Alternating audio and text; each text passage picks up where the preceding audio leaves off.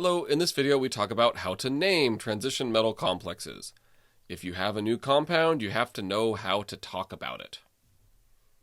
So first, we need to figure out how to determine the charge on the compound, because this is important for naming. And so you can do this both ways. You can go from the metal ion charge to the overall complex ion charge, or the other way. In any case, you need to know how the ligands in the metal fit together. So the ligands, they're either negative or neutral. They can't be positive because they have to have a lone pair, and this generally doesn't go with being positive. Then your metal ion has to always be positively charged. Transition metals, or any metal for that matter, they don't go negative. And then, so this is inside your complex ion. Then whatever the whole complex ion is, you have to have counter ions to balance that out. So, for example, your metal ion plus your charge of the ligands gives you the complex ion charge. And, okay, your metal ion charge, that's effectively its oxidation state, if you wanted to think of it that way. And then the total charge of the ligands, okay, aqua ligands are 0, chloro ligands are -1, you just add them up. That gives you the charge in the complex. And then whatever that is, change the sign of it, and that'll give you how many charges you need from the counter ions. All right, so let's practice this. So say here we know the manganese is +2, and then we're going to go from there and figure out what the whole complex charge is. So in the first example, well, manganese is +2. Water. I think that's 0. Hey, look, I have a list over here. And so on this list, there's no charge for the water and the amine, so the aqua and the amine. So those are neutral. And then the chloro ligand and the hydroxo ligand are -1. Okay, so this is 0. So then that means your complex ion charge is +2. Manganese is +2, the water is 0, the whole thing's +2, okay? Now if you add a chloro ligand in here, the chloro ligand is -1, so +2 minus 1 equals +1. Now if you have two chloro ligands in here, the -2 from the chloro will balance out the +2 from the manganese and give the whole complex ion no charge. Now if you have 6 chloro ligands in here, well, +2 minus 6 leaves you with -4. So the whole complex ion, like this whole thing, is -4. And then if you're going to make entire compounds out of this, well, the +2 from the first example, maybe you put 2 chlorides as a counter ion. And if you have a +1 compound, maybe you put a -1 chloride as a counter ion. Just one of them, I should say. And so these two chlorines here are very different, right? This one's attached to the metal and is kind of covalently bound to the metal. This one is just ionically bound to the whole compound, right? Here you don't need anything because, well, it's neutral. And then for this one, you need some sort of 4 positive charges. It could be 4 potassiums, it could be 2 calciums, something like that. All right, let's go the other way now. This is a more common problem that we see, is if you know the charge on the whole complex ion, how do you get the metal charge? So here we're seeking the charges on vanadium. And, well, where do we start? The things in the brackets are the complex ion. The thing outside the bracket is the counter ion. We know that the 3 chloride counter ions give a -3 overall charge. So that means this whole complex ion has to be +3. Then you keep zooming in towards the metal. So the ligand here is neutral. The amine ligands are neutral, so that means the vanadium is +3. And then we'll need this +3 when we go to name it. Now, the second one down here, you have the same -3 from the counter ions. So that means the overall complex ion is +3. Then looking inside the complex ion, the aqua ligands are 0, but the hydroxo ligands are -2. So then the vanadium needs to be +5, so that the +5 from the vanadium, -2 from hydroxo, -3 from the chloride counter ions, give you 0 for this all to balance out. So here's another example. Give this one a try, pause the video, and then I'll put the answer up in a second. Okay, you start with the potassium, it's +1. That makes the overall complex ion -1. And then within that, the amine ligands are 0, the chloro ligands are -3. So that means that your vanadium needs to be +2 in order to make all the charges work out.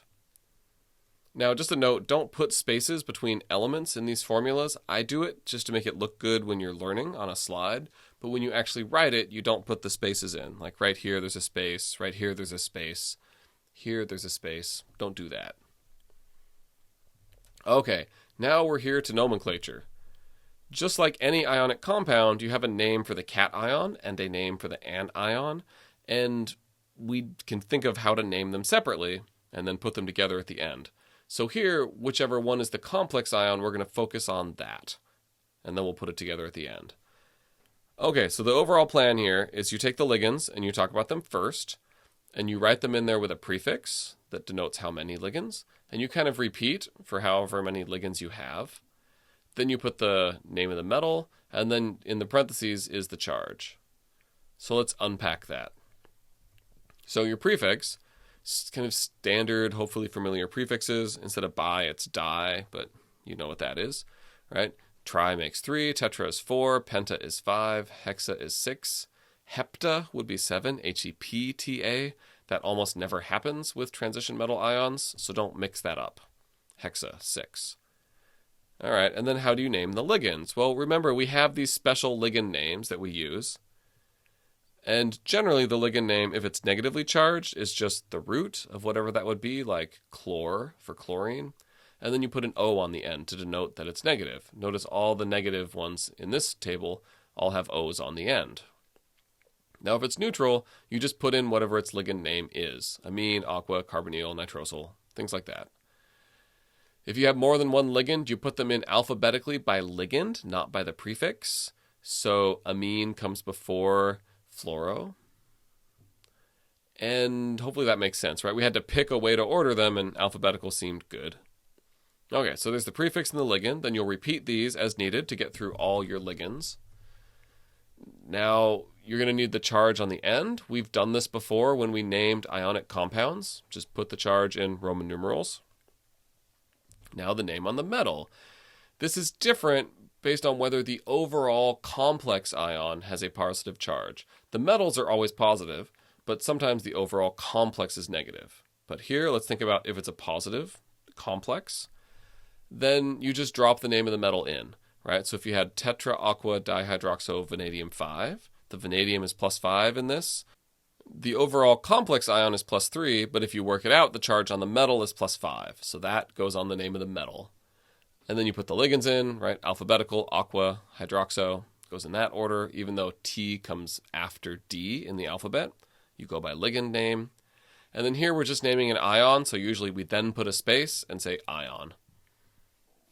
Now, if the overall complex ion is negative, then we do something different. So we'll use the base name of the metal, and then we'll add ATE to it. And so that's normally what happens. There's some exceptions where some of these we go to the Latin name. And which ones are they? Well, you've probably heard of iron and copper and gold and silver. So they're maybe the more common ones, if you will, for whatever that means to you. Somehow remember that some of these have special names. And I want you to know these because it's useful for naming things. Iron is ferrate, copper is cuprate, gold is aurate, silver is argentate. Okay. Now let's show some examples that'll hopefully make more sense, right? So in the first one, you have 4 chloros and then manganese. And so let's see, you work that out, you find that the manganese is +2. So since the overall complex ion is negative, then we make it manganate instead of manganese, right? We just take the base name and put 8 on it, and then that works. Now, when this overall complex ion is negative and you have iron, right, instead of saying iron-ate, you say ferrate. And you put the charge of the metal in here, right? The metal is +3, so it gets a 3. It's kind of a coincidence in these problems I picked that the charge on the metal and on the overall complex were just the same number but opposite in sign. That doesn't work most of the time. So it's the charge of the metal that goes in, and then whether you use the negative or positive is based on the charge of the overall complex ion. All right, so now we know how to name the ions. We then put it together just like any other salt. And remember, for all the salts, the cations, we just used the name. So you would say sodium. The anions, they get the IDE suffix. So instead of chlorine, you say chloride. Or if it's sulfate, you just say the word sulfate. So now let's put it all together. Tetrachloromanganate, we had that on the previous slide. And since the overall compound is -2, you need 2 sodiums. But you don't say disodium, you just say sodium, because from the name you can work out the charge on the whole complex ion, and then you can figure out how many sodiums there are. So we don't say di or bi or sodium, anything like that. Here, since the overall complex ion is positive, because it has negative counter ions, then you just put the word of the metal in, iron. You don't say ferrate, because the overall complex is positive, not negative. The metal is always positive, and here it's +3. Cool, so here's some practice. Pause the video, figure out how to name this, and then I'll give the answer. All right, so we need to unpack charges first, because we need to know the charge on the metal. And it's easiest to work from outside in on that. You know the counter ion, it's +1. There's only one of them in the formula. So that means the whole complex ion is -1. So the carbonyl ligand is neutral, so it gets a 0 up here. Each cyanoligand is -1. Overall, that contributes -4. So that means, all right, -4 plus something needs to get to -1. That means my chromium has to be +3, so that all of these values add to the overall charge on the complex ion. So, all right, we know it's chromium 3. We know that the overall complex ion is -1, so that means we need to use the negative version of that, which would just be chromate 3. Then now we need to do ligands. So carbonyl, there's 2 of them, so it's dicarbonyl. Cyano, there's 4 of them, so it's tetracyano. And I put them alphabetically. Ca comes before Cy. Again, it's by ligand, not the prefix. And then that's the complex ion. And then there's a sodium here, so you just put the word sodium because it's the positive counter ion. All right, let's try this one. So again, work from the outside in, and once you figure out all the charges, you can get this name. The overall complex ion is positive, so you just say manganese instead of manganate. And then you put the ligands, you have the nitrate, and it all works out like that. We should talk about how to do this with bidentate ligands. And it's similar to monodentate ligands with 2 changes. The prefixes are different, and we drop the name of the ligand in parentheses. Because sometimes these names can be pretty long, right? So this is ethylene diamine, and you might think this is an ethylene ligand and 2 amine ligands, even though it's spelled wrong. So you need to put this in parentheses so you can keep that straight. Okay, your different prefixes, instead of bi or tri, you add an s, so it's bis or tris. You'll never need 4 bidentate ligands, but I love the name tetrakis, so I put it in here anyways. You never need 4 of these because generally metals only can take 6 bonds, and if you had 4 bidentate ligands, that would be 8 bonds. It's a little different. There's a K. I suppose if you drop the K, it would be tetris, which that would be cool too. Okay, and down in our example, there's 2 ethylene diamines, so it's bis, parentheses, ethylene diamine, end parentheses. Then everything else is as normal. All right, we should talk about how to go the other way. If you have a name, how do you figure out the formula? You find the metal ion charge first. It's in the name. You can look up, or you should know, the ligand charges. And then from there, you can find the charge on the whole complex ion. And then you can figure out how many counter ions you have based on that. So say you had this compound, and I gave you the ligand list on the right. And so, all right, you know it's cobalt 4, so you can start with that. And then you can look in the ligand list. The aqua ligands are 0. The chloro ligands are -1. And you know that there's 5 aqua ligands and 1 chloro ligand because the name tells you that. You just need to figure out how many counter ions there are. So from these, you can find the whole complex ion is +3. That means we need to have 3 chlorides. So you have your metal. We usually list the metal first in the formula. We write the ligands first in the name.